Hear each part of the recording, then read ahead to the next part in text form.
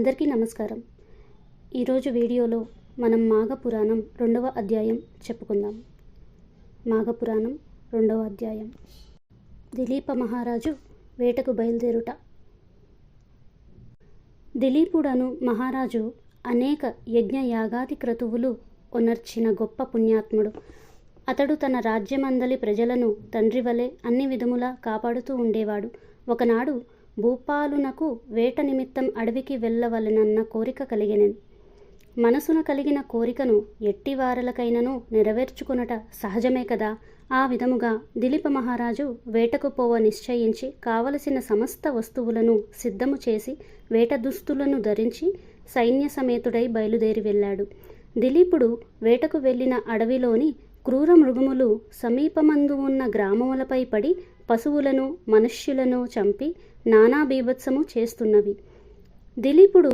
దిలీపుడు అడవిలో మాటు వేసి మృగములను చంపుచుండెను. ఆయన పరివారము కూడా మృగములను మట్టు పెడుతూ కొన్ని రోజుల వరకు అడవిలోనే ఉండి అనేక క్రూర జంతువులను చంపారు. దిలీపుడు ఒకనాడు ఒక మృగంపై బాణం వేయగా ఆ బాణాన్ని తప్పించుకుని ఆ మృగం పారిపోయింది. రాజు పట్టు విడవక దాని వెంట పరిగెత్తసాగాడు. ముందు మృగం, వెనుక దిలీపుడు. అతని వెనుక పరివారము పరిగెడుతుండగా ఆ మృగం కీకారణ్యమున ప్రవేశించెను. అప్పటికీ దిలీపుడు అలసిపోయినందున దాహంచే నాలుక ఎండిపోతున్నది.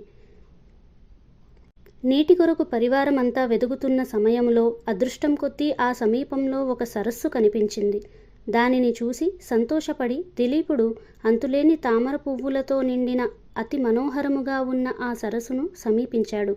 దిలీపుడు అతని పరివారము తృప్తిదీర నీరు త్రాగి గట్టుపైన ఉన్న వటవృక్షం కింద అలసట తీర్చుకొనుచుండగా దిలీపుడు వేటలో చెల్లాచెదురుగా తరిమివేసిన పులులు, సింహాలు, అడవి పందులు మొదలగు జంతువులు కూడా ఆ సరస్సు వద్దకే వచ్చి చేరాయి.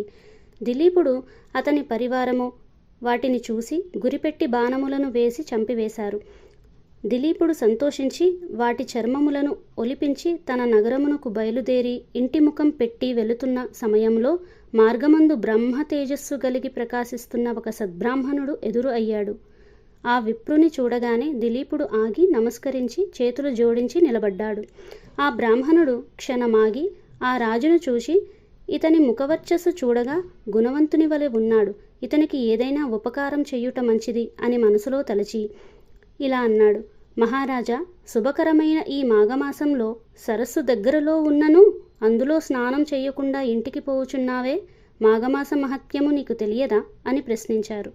ఈ మాటలకు దిలీపుడు ఆశ్చర్యపడి, విప్రోత్తమా, ఇలా ప్రశ్నించారేంటి అని పలికెను. బ్రాహ్మణుడు ఇలా అన్నారు: పరమ పావనమైన మాఘమాసం కదా, జ్ఞాపకం చేస్తున్నాను అని చెప్పారు. దిలీపుడు, చిత్తము స్వామి, నాకు గుర్తులేదు. రాజప్రసాదమున ఉన్నప్పుడు పురోహితులు చెప్పి ఉండేవారు. నేను మృగయా వినోది అయి వచ్చి అడవిలో కొద్ది దినములు ఉండుట వలన నాకు ఆ విషయం జ్ఞప్తికి లేదు. కావున మాఘమాస మహాత్మ్యము తెలియచేయవలసినదిగా ప్రార్థన చేశాడు. బ్రాహ్మణుడు దిలీపుని దీవించి, రాజా, సూర్యవంశపు గురువైన వశిష్ఠుల వారు అప్పుడప్పుడు మీ వద్దకు వస్తూ ఉంటారు కదా, అతని వలన మాఘమాస మహాత్మ్యమును గురించి తెలుసుకొనుము. ఆ మహామునికి తెలియనిది ఏదియూ లేదు కదా అని చెప్పి బ్రాహ్మణుడు తన దారిన తాను వెళ్ళిపోయాడు. దిలీపుడు వశిష్ఠుని వద్దకు వెళ్ళుట.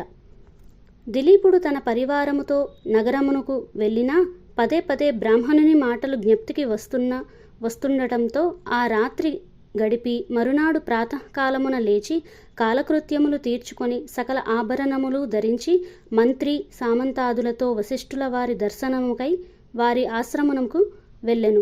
ఆ సమయంలో వశిష్ఠుల వారు తపమాచరించుకొనుచున్నారు. శిష్యుల వేద పఠనము గావించుచున్నారు. దిలీపుడు ఆ దృశ్యమును చూసి వారికి తపోభంగము కలుగనీయరాదని కొంతసేపు వేచి ఉన్నాడు. దిలీప మహారాజుకు వశిష్ఠుల వారు గురుతుల్యులు. అందుచే గురుభక్తి మిక్కుటముగా ఉన్నది.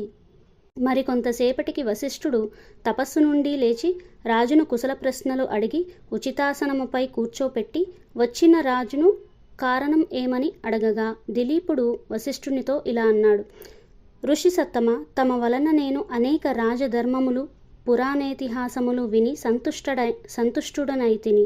కానీ మాఘమాస మహాత్మ్యమును గాని దాని ధర్మములు కాని తెలియనందున ఆ విషయములు తమ నుండి తెలుసుకొన కోరి తమ వద్దకు వచ్చాను.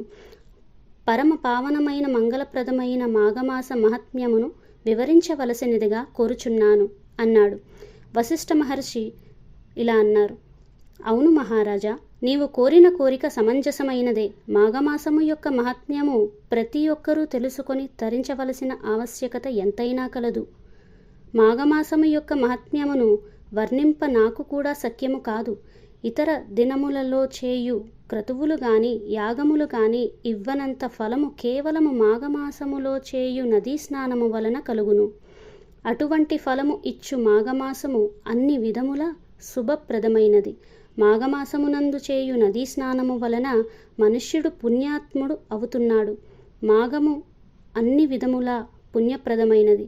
అంతేకాక పుణ్యకార్యము వలన స్వర్గలోక ప్రాప్తి తాత్కాలికముగా కలుగును. కానీ మాఘమాసములో సంపాదించిన ఫలము వలన శాశ్వత స్వర్గలోక ప్రాప్తి కలుగుతుంది. ఇంతకన్నా మహత్తు గలది మరొకటి లేదు. ఇంతటితో మాఘపురాణం 2వ అధ్యాయం సంపూర్ణం. ఈ వీడియో కనుక మీకు నచ్చినట్టయితే లైక్ చేయండి, మీ బంధుమిత్రులకు షేర్ చేయండి, అలాగే సబ్స్క్రైబ్ చేయడం మాత్రం మర్చిపోకండి. Thank you very much.